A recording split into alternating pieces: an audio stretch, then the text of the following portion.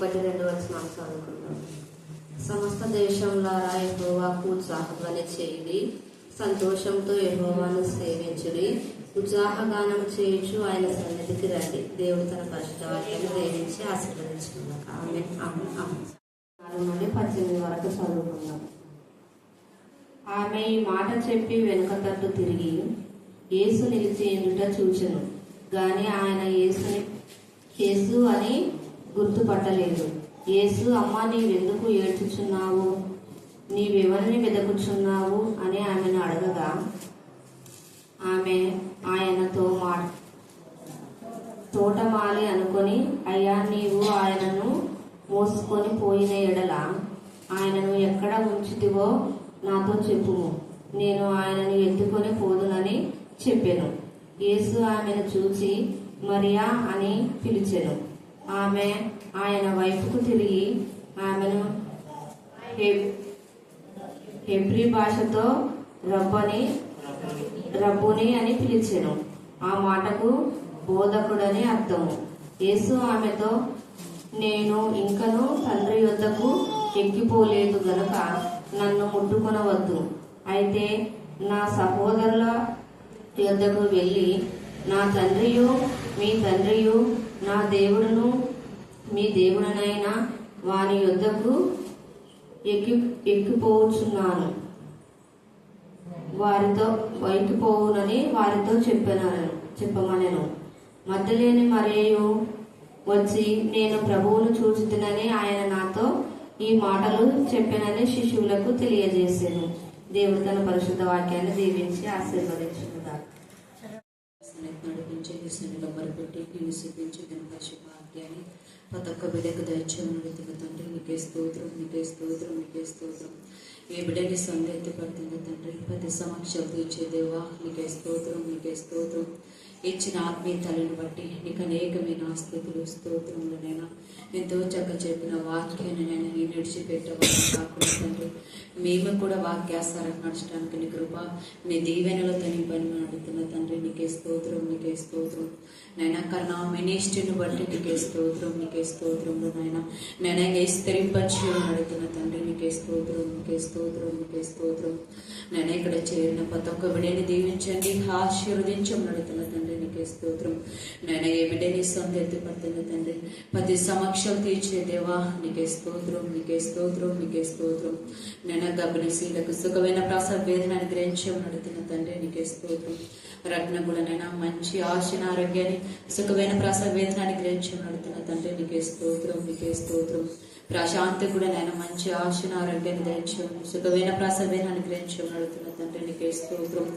నైనా జ్యోతిని బట్టి నీకే స్తోత్రం. జ్యోతి కూడా కాలుష్యం ఆశన ఆరోగ్యాన్ని నేను సుఖమైన ప్రసవ వేదన వరకు నేను దీవించండి, ఆశీర్వదించమని అడుగుతున్న తండ్రి, నీకే స్తోత్రం.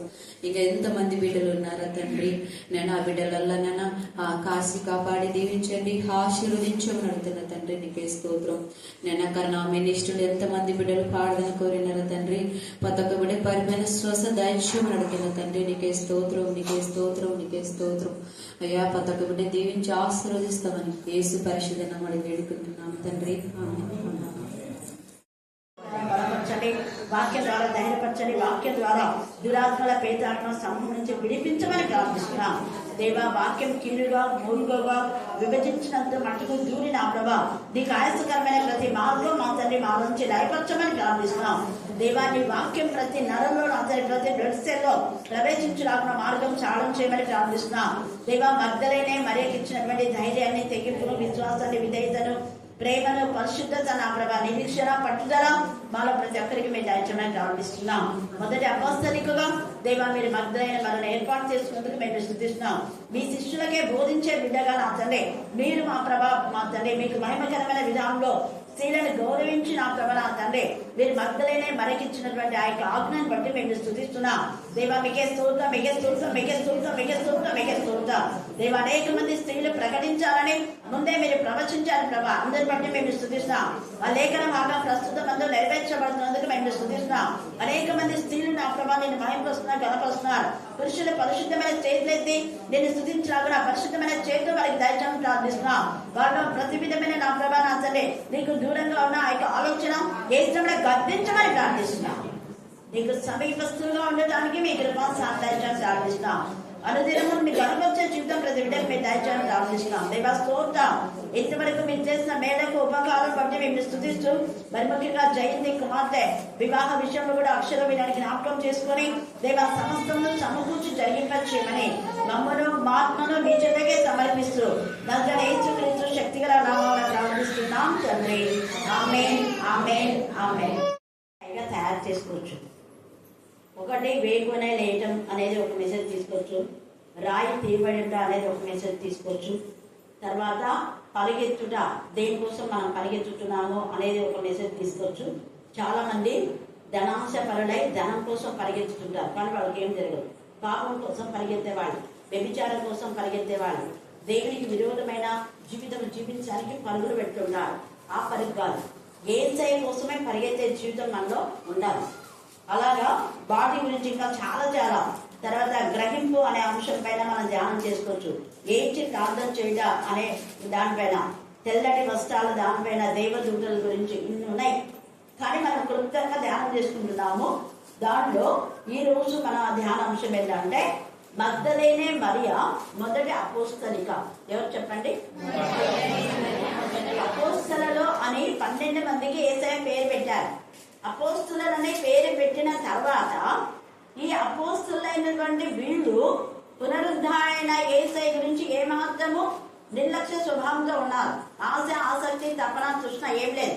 అంతకుముందు యేసయ్య పిలిచిన వెంటనే వాడు వచ్చాడు పరుగున. యేసయ్య నన్ను వెంబడించండి అనగానే తల్లిదండ్రులు విడిచిపెట్టి, తమ యొక్క వలలు విడిచిపెట్టి, తమ ఆస్తిని సమస్తమును వదిలే అక్కడ ఉంది. సమస్తమును వదిలి ఒక్క మాటగా యేసయ్య వెంట వచ్చారు. అన్ని రోజులు 3.5 సంవత్సరం యేసయ్యతో ఉన్నారు. యేసయ్య ప్రేమ తెలుసు, యేసయ్య యొక్క త్యాగం తెలుసు, అన్ని తెలుసు. ఆయన సిలువలలో ఏ విధంగా మరి బాధను అనుభవించాడు అన్ని చూశారు. చూసినటువంటి వాళ్ళు సమాధి చేయబడిన తర్వాత దాని గురించి ఏం పట్టించుకోరా. కానీ వీళ్ళైతే మనం 4 సువార్తలు చూస్తే స్త్రీలంట ఆ రోజు సిద్ధపరిచే దినము కాబట్టి, అంటే శనివారం దినం అంతవరకు విశ్రాంతి దినంగా పరిగణిస్తున్నారు. శుక్రవారం రోజు సిద్ధపరిచే దినం. మనకైతే శనివారం సిద్ధపరిచే దినం, ఆదివారానికి సిద్ధపడక ఉండాలి. మనం ఏదైనా పనులు చేసుకోవాలంటే అన్ని శనివారమే చేసుకోవాలి. అంతేగాని సెలవు దినం కదా అని అన్ని ఎన్ని మూటలు బట్టలు వేసుకొని ఆదివారం అందరూ చికెన్ బిర్యానీ, చికెన్ 65 అవి ఇవన్నీ చేసి ఆమె అంటప్పుడు పోయి అందరూ వినాలా, పోయినాం, పాలు కూడా వేస్తాం, అయిపోయి ఆశీర్వాదం తీసుకుంటే అయిపోయి. కొంతమంది పోతారు కానీ ఆశీర్వాదం అని అంటారు. అంత ఆసక్తితో వచ్చి కొంత ఆశీర్వాదం తీసుకుంటే ఆశీర్వాదాలు రావు. వాక్యము ద్వారానే ఆశీర్వాదం. ఎప్పుడే కానీ గుర్తుపెట్టుకోండి, తండ్రి అయిన దేవుడు యెహోవా ఆశీర్వాదమే ఏమైతుంది? యెహోవా ఆశీర్వాదం ఏంటంటే వాక్యమే. ఆయన ఆశీర్వదించి ఇచ్చేది వాక్యం. యేసయ్య చేతులెత్తి వారిని ఆశీర్వదించాడు 12 మంది శిష్యులను. అందుకే వాళ్ళంతా కూడా అపోస్తలుగా భూమిని తొలగింపులు చేసేవారని అపోస్తల కాలం 17వ అధ్యాయంలో రాయబడింది. భూమిని తొలగింపు చేసే వాళ్ళు ఇక్కడ కూడా వచ్చిన్నారా? అంత పవర్ఫుల్ వెపన్స్ వాళ్ళంతా కూడా మంచి సోల్జర్స్ గా చేశారు. కానీ ఈ స్త్రీలు మాత్రము సిద్ధపాటుగా ఉండి యేసయ్య ఖచ్చితంగా లేస్తాడని నమ్మకంతో సుగంధ ద్రవ్యాలు ముందే కొనుక్కొని, శనివారం కొనుక్కోలేదు వాళ్ళు, శుక్రవారమే కొనుక్కున్నాడు. సమాధి చేస్తేనే పోయి ఆయన లేస్తాడన్న నమ్మకం, ఖచ్చితంగా ఆయన లేస్తాడు. రోజు ఎదురు చూసుకుంటున్నారు. శనివారం అయిపోయింది, ఇంకా ఆదివారం రాత్రి నుంచే ఎప్పుడెప్పుడు అవుతుందా, తెల్లవారుతుందా అనుకుంటున్నాం.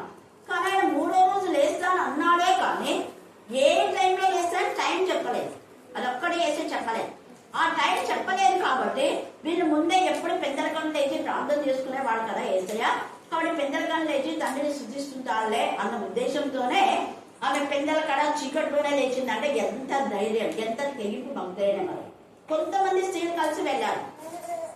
వెళ్ళేటప్పుడు స్త్రీలందరూ వెళ్ళి ఉన్నప్పుడు కొంత ధైర్యం ఉంటుంది, సంతోషం ఉంటుంది కదా, ఆహ్లాదకరమైనటువంటి సిచ్యువేషన్ ఉంటుంది. ఏది శబ్దమైనా కూడా ఏం కాదు అనుకుని ధైర్యంగా వెళ్ళిపోతుంటారు.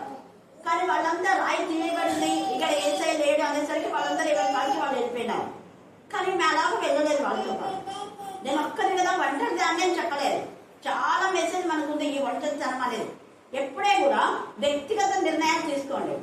వాళ్ళు వెళ్ళిపోతున్నా నేను పోదాంలే, వాళ్ళు మోకాలుందా నేను మోకాలుందా, వాళ్ళు ఉపవాసం చేస్తున్నా నేను ఉపవాసం చేద్దా, లేకపోతే మా అమ్మ పోతే నేను పోతా, మా కూతురు పోతే నేను పోతా, ఇలాంటి సెంటిమెంట్స్ ఉండవు. యేసయ్యతో మనకున్న అనుబంధం వ్యక్తిగత అనుబంధం. ఎవరు ఏమి చేసినా చేయకపోయినా నేను చేస్తా, వాళ్ళు ఇస్తే మనం ఇద్దాంలే, ఇవన్నీ పోటీలు వద్దు. పోటీ మనస్తత్వం మగ్ధులనే మనకి లేదు. ఎవరో పోతే నేను వెళ్దాంలే అనుకోలే. ఆమెగా డిజైర్ఫుల్ గా ఉండాలి. యేసయ్యతో నేను ఉండాలి, యేసయ్యని చూడాలి, యేసయ్యతో మాట్లాడాలి. పునరుద్ధానం అయిన తర్వాత ఆయన ఎలా ఉంటాడో ఇది ఆమె యొక్క జీవ్.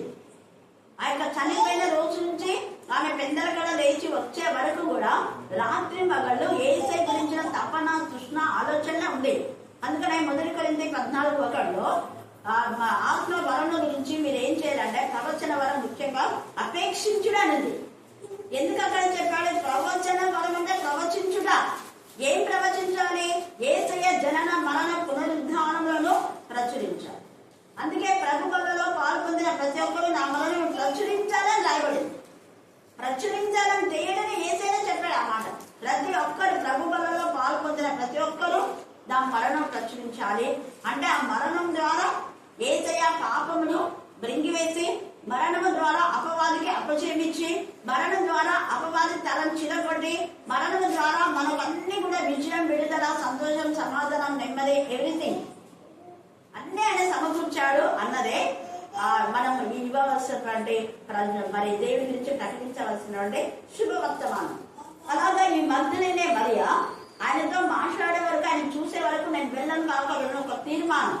ఈ యొక్క రాజ్య కాలచంలో 2026లో నీ తీర్మానం ఏంటి? ఏసై అడుగుతున్నావు. నా తీర్మానం నేను చెప్పేశా, నీకు కూడా చెప్పేశా. నీ తీర్మానం ఏంటి? అనేక ఆత్మలు రావాలి ప్రభా, అందుకోసం నేను ఏం చేయమన్నా చేస్తాను. మీరు నాతో చెప్పండి, ఇది చెయ్యండి అని, ఇలా చెయ్యండి అని. అలాగనే చేస్తాను. మొదటిగా దేవుడు నాతో చెప్పినాడు, ఫ్రైడే రోజు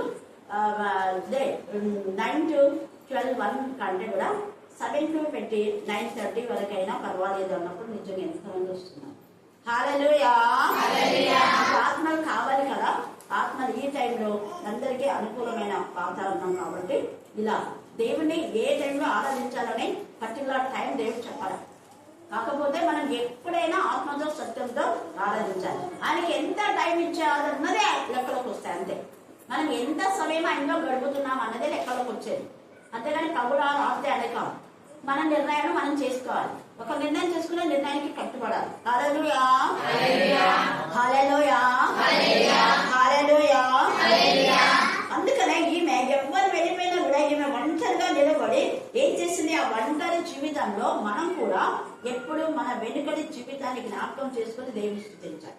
ఆమె వెనకగట్టు తిరగడము అనే మాటలో అర్థం ఏంటంటే, యేసయ్య నువ్వు నాకు ఎంత మేలు చేశావు, భయంకరమైన నా జీవితాన్ని నువ్వు సరిచేసావు కదా యేసయ్య అని యేసయ్య చెప్పిన మాటలు ఆయన యొక్క మరి ప్రతిదీ గుర్తు చేసుకుంటుంది. అంతకంటే ముందు ఈమె యొక్క ప్రవక్తగా ఏం చేసింది అంటే, ఆమె యేసయ్య యొక్క మరి ఆ శరీరములకు, తలకు అత్తరు పోసి, తర్వాత ఇంకో చోట పాదములకు పోసి, తల వెంట్రుకలతో ఉంటే తల వెంట్రుకలో బయట వచ్చింది. అర్థమైందా మీకు? ఇప్పుడు 1 కొరింథీలో 11:15 తల వెంట్రుకలే స్త్రీకి బయట చెంగుగా ఇవ్వబడిందే ఉంది. ఈమె తపలు తీసుకొని కూర్చోలేదు. తల వెంట్రుకలే ఘనం దేవునికి. తల వెంట్రుకలు పెంచుకోవడం ఘనత అని రాయబడింది. తల వెంట్రుకలకు దేవునికి మహిమకరంగా అని రాయబడింది. అందుకని ఆ దేవునికి మహిమకరంగా ఉన్నటువంటి ఆ మహిమను ఆయన పాదం ముందు పెట్టేసింది. నా ఘనత, నాకు ఇచ్చినటువంటి ఘనత నాకు కదా యేసయ్య, ఇదిగో నా ఘనత నా వెంట్రుకలతోనే తుడుస్తా. అందుకనే ఆ వెంట్రుకలతోనే ఆమె తుడిచింది పాదం. అప్పుడు యేసయ్య ఎంత ఇదిగా ఆమెను అనేక మంది ఇన్సల్ట్ చేసిన యేసయ్య అన్నాడు, ఈమె చేసింది నా కోసం మంచి చేసింది. ఆయన తొందర పెట్టిందండి. ఆమె గురించి మీరు తప్పుడు ఆలోచన చెయ్యద్దు.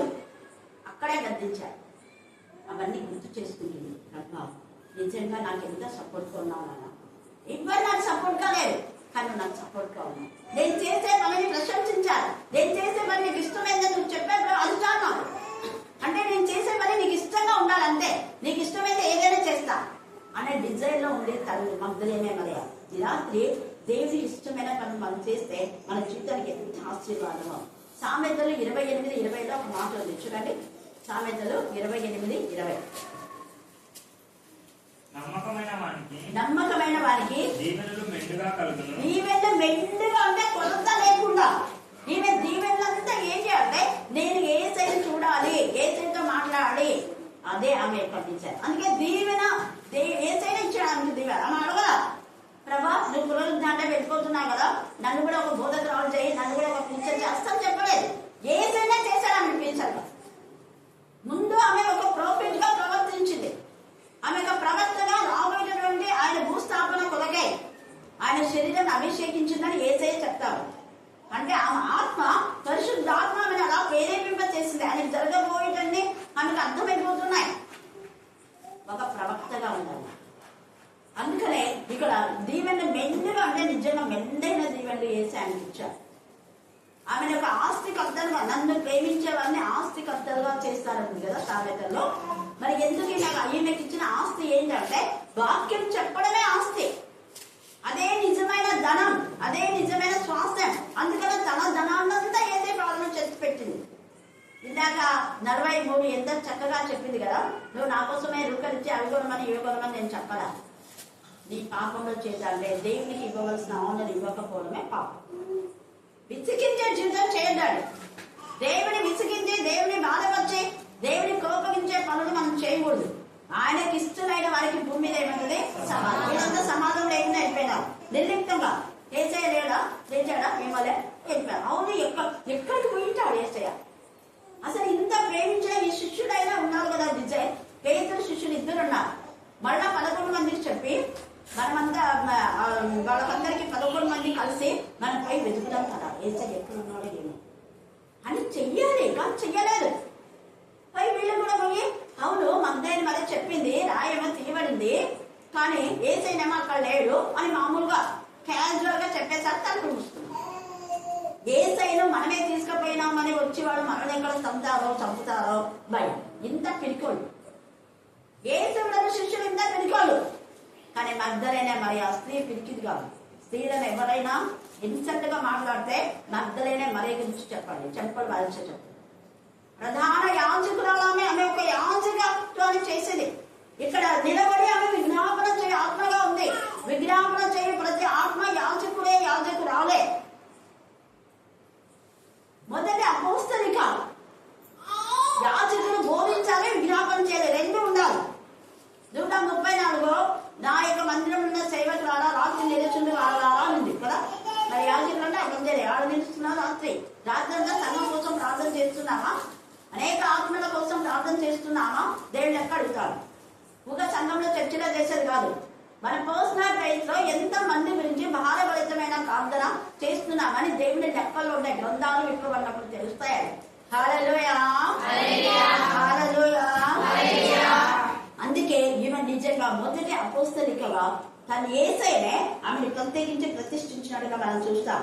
అక్కడంతా మనం చూస్తే ఆమె కలవరంలో ఉంది, పైగా ఆమె ఏడుస్తుంది. ఆమె ఏడ్చుచుంది కాబట్టి ఆమె కన్నులకు ఏసై తేజగా కనబడలేదు. మనం కన్నుగా ఏడుస్తుంటే అవతల వ్యక్తి తేజగా కనబడతాడా? కళ్ళ నిన్నంతా నీళ్లున్నాయి, నీళ్లు కాలిపోతున్నాయి. ఏసై ఏడుస్తున్నామే. వెనకతడు తన గత జీవితాన్ని గుర్తు చేసుకుని దేవుని స్తుతిస్తా ఉంది. ఏసై చేసిన మేలన్నిటిని జ్ఞాపకం చేసుకుంటున్నామే.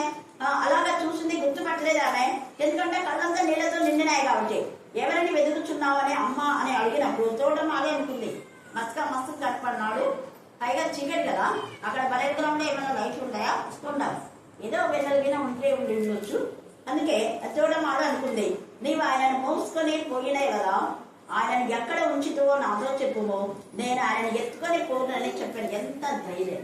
ఒక స్త్రీ పురుషుని మోయలేదు, పురుషుని మోస్తారు స్త్రీలను, కానీ ఒక స్త్రీ పురుషుని మోయడం అంటే ఎంత ధైర్యంగా చెప్తున్నారు. దేవుడు ఆమెకు అంత ధైర్యం ఇచ్చాడు, అంత బలాన్ని. అందుకే యెహోవా నా బలం అనే పదాన్ని ఎప్పుడు మర్చిపోతారు. ఆ పదం ఎప్పుడైతే మనం పదే అనుకుంటామో ఎక్కడ లేని బలం మనకు వస్తుంది, ఎక్కడ లేని శక్తి నాకు వస్తుంది. నేను రోజు అనుకుంటా కాబట్టి అసలు చాలా మంది అంటారు ఈ వయసులో ఎంత యాక్టివ్ అంటే వాక్యమే నన్ను యాక్టివ్గా చేస్తుంది. నేను ఎప్పుడు నా వయసు వైపు చూడను, నాకు ఇంత సంవత్సరాలు కదని చూడను. దేవుడు నా పక్షంగా ఉన్నాడు. ఆయన కథలనియ్యాడు, ఆయన నన్ను నా పాదలను స్తోత్రులనియ్యాడు, నన్ను ఎప్పుడు కూడా బలకిందాలుగా చేయడు. ఇదే నా డిజైన్. వారు ఎవరు నాతో యుద్ధం చేసినా వాళ్ళు ఎవరు యుద్ధము పొందారు. చేస్తారు యుద్ధం, కానీ వాళ్ళు నా పైన విజయము పొందారు ఎప్పటి ఎన్నటికీ కూడా. హల్లెలూయా, హల్లెలూయా, హల్లెలూయా. ఇర్మియా 1 చివరి వచనంలో ఎప్పుడు నాతో ఎన్నిసార్లు దేవుడు నాకు ఈ మాటను మరి నాతో మాట్లాడినాం. వాళ్ళు యుద్ధం చేసే వాళ్ళు చాలా మంది ఉన్నారు. సర్వ విషయాలు లాంటి వాళ్ళు ఉన్నారు. తేరు కొండిలాగా పైన ప్రజలు అంటారు, పైకి వెనుక కొండిలాగా దేవుని విరోధమైన విధానంలో ప్రవర్తించే ప్రవర్తన గల వాళ్ళు ఉన్నారు. కానీ పావురం తేలను ఎత్తి పట్టడం అంటే వాటి తల చిరగొట్టడము అంటారు. హల్లెలూయా, హల్లెలూయా. వాళ్ళ యొక్క తలపులను తలకిందులు చేయడం. ఇక్కడ ఇస్కరియోతీయుడా తర్వాత మిగతా వాళ్ళందరికీ వచ్చి ఆమె ఎంత హింసలుగా మాట్లాడాడు. అయితే వెంటనే యేసయ్య ఆయన చొరవ చేసుకొని ఆమె చేసింది మంచిది, నీ చేయాల నీ బ్రతుకు. నువ్వు నీ ఇంటికి వస్తే నాకు కనీసం పాదంలోకి నీళ్ళు కూడా ఇవ్వాలి, అసలు మేనస్ అయ్యేది నీకు అన్నాడు. ఎలాగో రిసీవ్ చేసుకోవాలో తెలియదు నీకు. కానీ ఏమైతే తన చాలా వెంట్రుకలతో నా పాదం కన్నీళ్ళ చేత నా పాదం తప్పేసింది. ఇలాగ ఇద్దరు అలాగ చేస్తారు. అందుకనే ఇక్కడ చూడండి, ఆ ఎత్తుకొని పోతుందని చెప్పింది. యేసు ఆమెను చూసి మరియా అని పిలిచాను. మరి యేసయ్యని ఎత్తుకొని పోతానని చెప్పినటువంటి మరియను మనం జ్ఞాపకం చేసుకుంటే బైబిల్ ఎంత మోస్తున్నాం. కేవలం ప్రార్థనకు మాత్రమే తేడా కాదు, మనం ఎక్కడికి వెళ్ళినా బైబిల్ మనతో కూడా ఉన్నారు. చిన్న బ్యాగ్లో చిన్న యూద నిబంధన అయినా కూడా ఖచ్చితంగా ఉన్నారు. చిన్న చిన్న బైబిల్ దొరుకుతాయి కదా, ఖచ్చితంగా మనం ఎక్కడున్నా బైబిల్ మనతో పాటే లేదా కంటత వాక్యాలు ఎప్పుడు మనం గుర్తు చేసుకోవాలి. తర్వాత ఆమె ఆయన వైపు తిరిగి ఆయన హెబ్రీ భాషలో రబ్బూని అని పిలిచింది. ఆ మాటకు బోధకుడు అని అర్థం. యేసు ఆమెతో నేను ఇంకనూ తండ్రి యొద్దకు ఎక్కిపోలేదు చెప్తున్నాడు అంట. నేను ఇంకా ఎవరి దగ్గరికి ఎక్కిపోలేదు, తండ్రి దగ్గర ఎక్కిపోలేదు కాబట్టి ముట్టుకొనవద్దు అంటాడు. అంటే అంత తండ్రి దగ్గరికి వెళ్లే వరకు పాత నిబంధనలు నెరవేరుస్తున్నారు. పాత నిబంధనలో బరియల్ గ్రౌండ్ లో లేకపోతే చచ్చిపోయిన ఒకరు ఎవరైనా కూడా చేస్తే వాళ్ళని ముట్టుకోవద్దు అని ఉంది. అందుకనే నన్ను ముట్టుకోవద్దు అంటున్నాడు. యేసయ్య ఇంకా తండ్రి దగ్గరికి పోయి ఆ యొక్క మరి మహిమ శరీరంతో మహిమ దేహంతో మరలా ఆయన రావడానికి ఇష్టపడుతుంది. తర్వాత అక్కడ యుద్ధం చేశాడు, అక్కడ అపవాదిని బంధించాడు.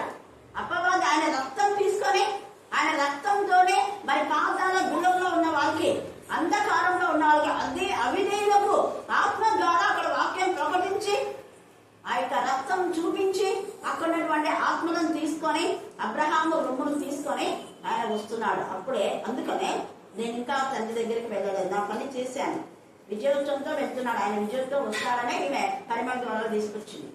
ముట్టుకోవద్దు అన్నాడు. తర్వాత మనం చూస్తే కింద యేసయ్య అంటాడు కదా, మీరు నా చేతులు చూడండి అంటాడు. 27వ వచనం చదవండి.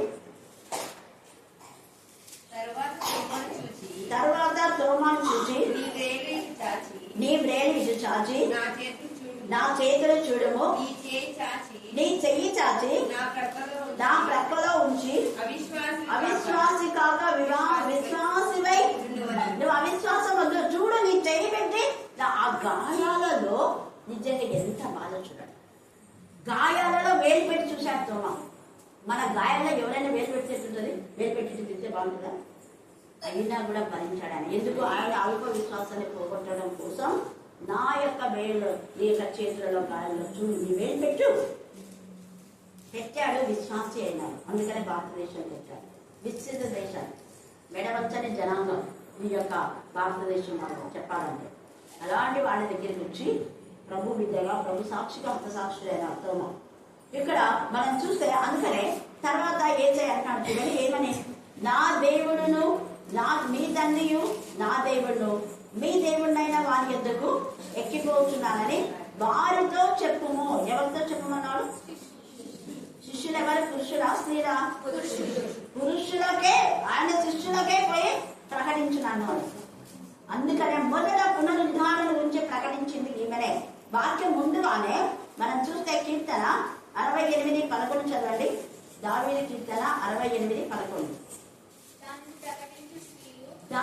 దేనిని ప్రభువును మాట సెలవిచ్చినదేమనగా పైన ఉంది. ప్రభు సెలవిచ్చినదేమనగా దాన్ని ప్రకటించే స్త్రీలు ఎలా ఉన్నారంట? గొప్ప సైన్యం, ఒకరిద్దరు కాదు. నేను నంద్యాల డయాసిస్ లో అదే వాక్య పరిచయం చేయడానికి 85లో వెళ్ళినా కొన్ని సంవత్సరాల క్రితం. ఆ వెళ్ళినప్పుడు దాదాపు 40 సంవత్సరాలు వెళ్ళేప్పటికి. అప్పుడు వెళ్ళినప్పుడు అంటే 4 ప్రాంతంలో వాళ్ళందరూ కలిసి ఆ రోజు పెట్టుకున్నారు.